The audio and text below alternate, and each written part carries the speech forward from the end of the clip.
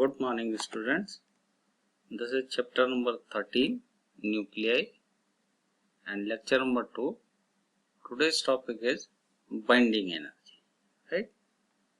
Before going to this topic, we should know what is mass energy equivalence. Mass energy equivalence was given by Einstein. Einstein proves that it is necessary to treat mass as form of energy, another form of energy. He gave the mass energy equivalence relation E is equal to mc square. Now, this m is mass defect, c is speed of light in vacuum, E is energy. So, in Newtonian mechanics, mass and energy are separate entities, separate quantities. But Einstein proves that mass and energy are associated with each other. So, mass is not conserved, energy is not conserved, but the mass energy is conserved. It means the mass can be converted into energy and energy may be converted into mass. So this is mass energy equivalence, right? Actually, this mass is mass defect. It means if there is a decrease in mass, so there will be increase in energy. And if it is here increase in mass, it means decrease in energy. But the mass energy remains always conserved. Right? So, this is the mass defect.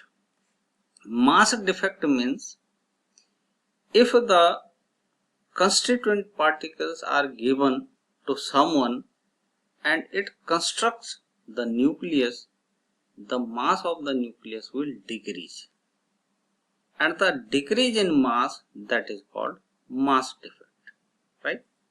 So, the difference between the rest mass of the nucleus and the sum of the masses of constituent nucleons composing a nucleus is known as mass defect. So, this is the mass difference between mass of constituent nucleons and the rest mass of the nucleus.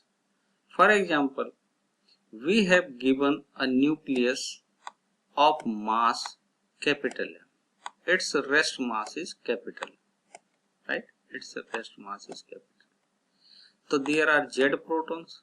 So the total mass of the protons is Z into Mp, where Mp is mass of proton. So this is the total mass of the protons. Now there are A minus Z neutrons.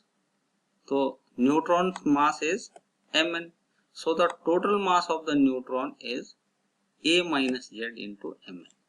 It means all the composing particles having this much of mass. When we construct the nucleus, its mass becomes capital M. So the difference is mass defect, right?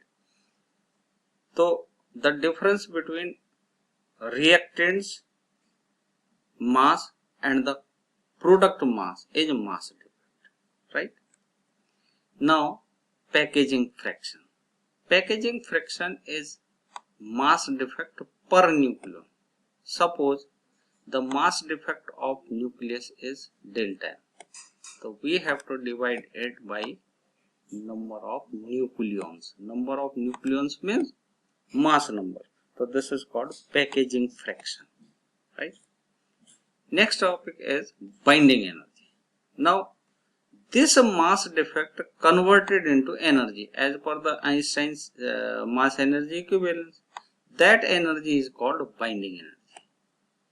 This energy is required to the nucleus to bind all nucleons within the nucleus. That's why it is called binding energy.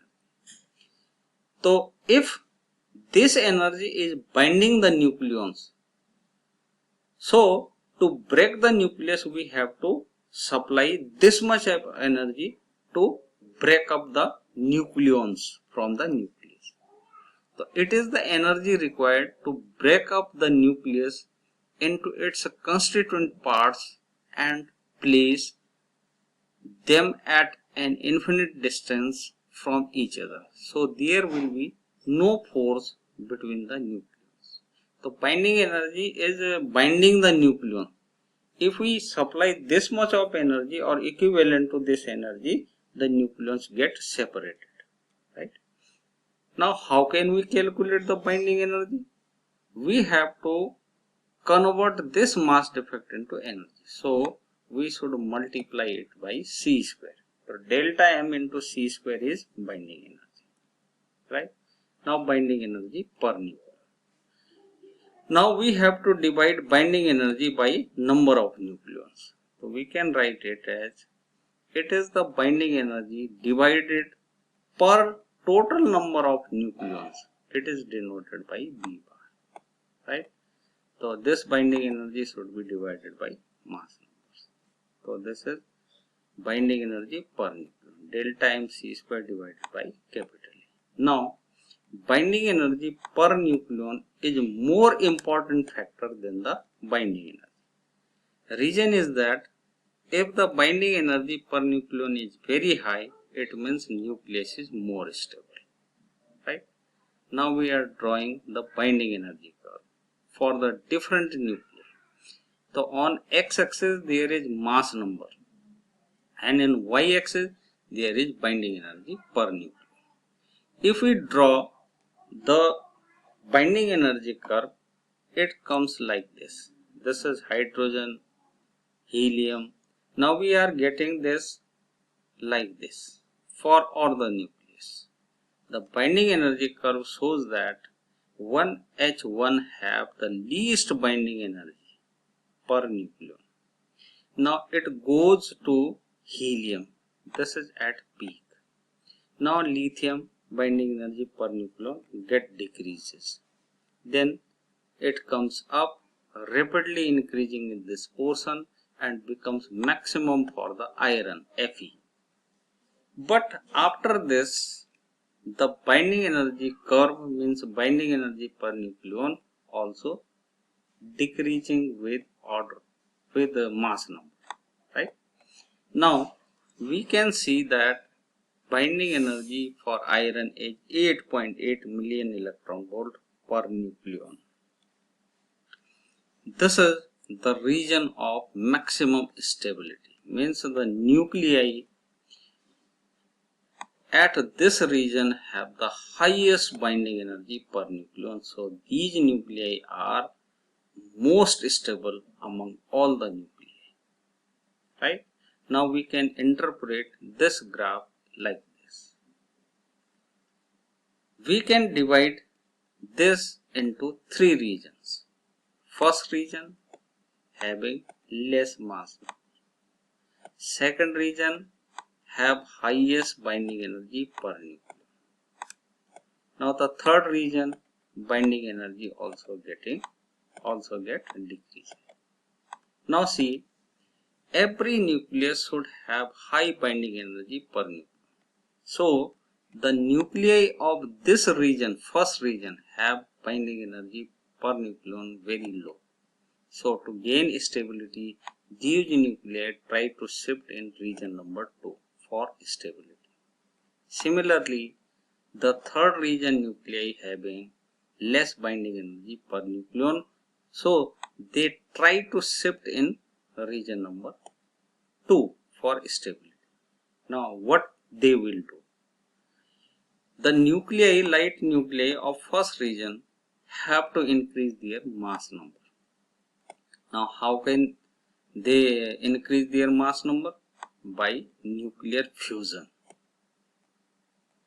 When two or more nuclei fuse together, their mass number increases and they are trying to shift in region number 2. That is called nuclear fusion. So these nuclei perform nuclear fusion for stability. In third region, they have to decrease their mass number. So these nuclei perform the nuclear fission or radioactivity, right? radioactivity. Now special feature. Binding energy per nucleon of very light nuclide such as 1s2 is very small. Initially, there is rapid rise in the value of binding energy per nucleon. Starting में increase करता है. Between mass number 4 to 20, the binding energy curve shows that at the peaks, the nucleus at the peak have higher binding energy per nucleon. Means they are more stable than neighboring atoms or neighboring nuclei. Beyond 20, the binding energy increases. Means these nuclei are more stable. Binding energy per nucleons having mass number ranging 40 to 140 have maximum value. So these nuclei are highly stable and non-radioactive. Beyond 120, the value of binding energy per nucleon decreases. It means their stability decreases. Beyond 120, there is rapid decrease in binding energy. So these nuclei becomes quite unstable. So these nuclei perform nuclear fission or becomes radioactive.